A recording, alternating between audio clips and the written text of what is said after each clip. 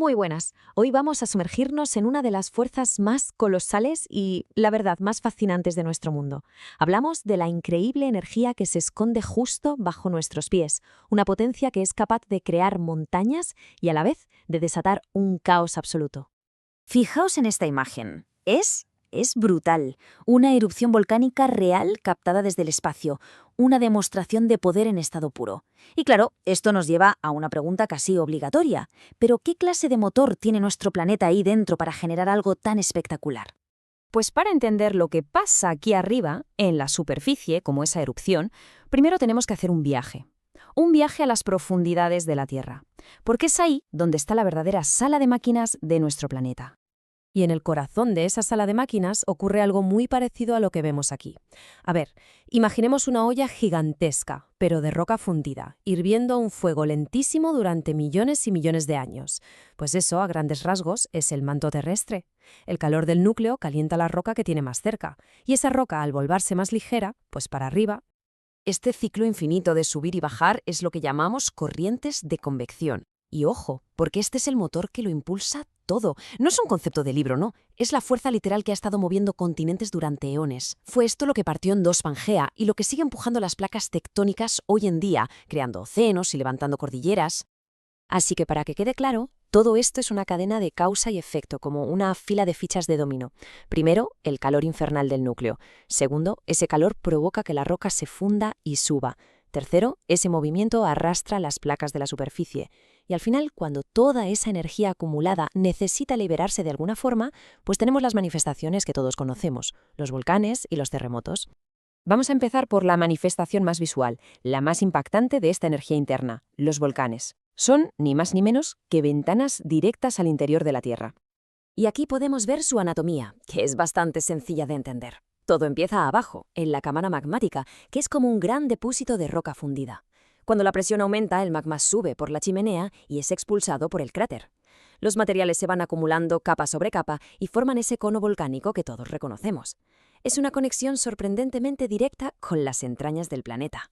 Y un volcán no solo expulsa lava, libera un cóctel de tres cosas. Por un lado, los sólidos, los llamados piroclastos, que pueden ir desde un polvillo finísimo, la ceniza, hasta pedruscos del tamaño de un coche. Luego, claro, la lava, esa roca fundida que fluye y que al enfriarse crea suelo nuevo.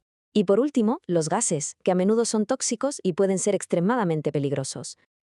Y esto es muy curioso, no todos los volcanes son iguales, para nada. Podríamos decir que tienen su propia personalidad. Y la clave de todo, como vemos en esta tabla, está en la viscosidad de la lava. Si la lava es muy líquida, muy fluida, como los volcanes hawaianos, los gases escapan fácil y la erupción es, tranquila. Pero si la lava es muy espesa, muy viscosa, como en el tipo peleano, actúa como un tapón. La presión de los gases se acumula y se acumula hasta que, ¡pum!, estalla de una forma absolutamente catastrófica.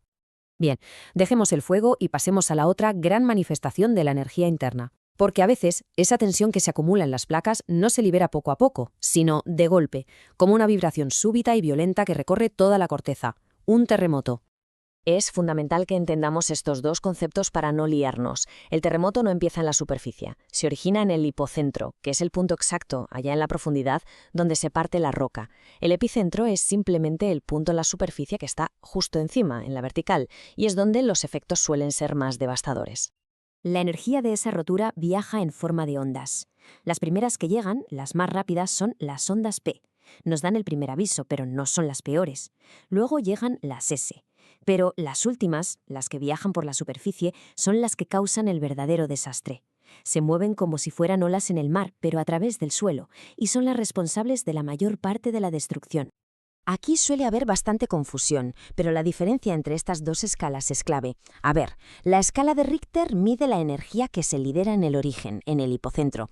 Es una medida objetiva, un número que nos dice la potencia del terremoto. Y mucho cuidado, es logarítmica. Esto significa que un terremoto de magnitud 7 no es un poquito peor que uno de 6, es 10 veces más fuerte.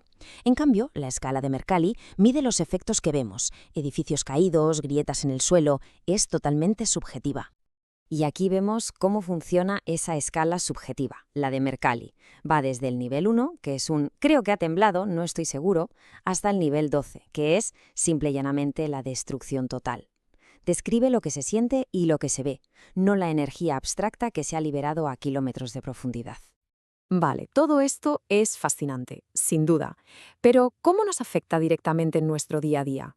Pues bien, todas estas fuerzas geológicas se traducen en un concepto muy real para nosotros, el riesgo. El riesgo geológico no es solo que pueda haber un terremoto, es una combinación de dos factores.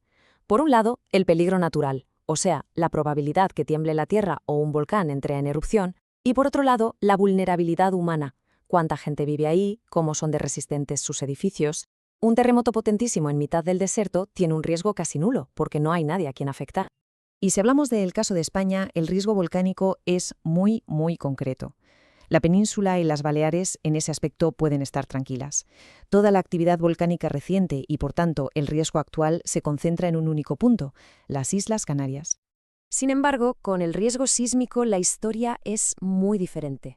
El peligro, como podemos ver en este mapa, está mucho más extendido. Las zonas de mayor peligrosidad, las que están en rojo oscuro, se concentran en el sur y sureste de la península, sobre todo en Granada y Almería. Pero también hay zonas activas en los Pirineos e incluso en Galicia. Y todo esto nos deja con una reflexión final. La misma energía interna que a lo largo de millones de años ha creado los continentes, los océanos y las cordilleras que vemos hoy es la que genera estas amenazas. No podemos detenerla, eso es imposible. Solo podemos entenderla.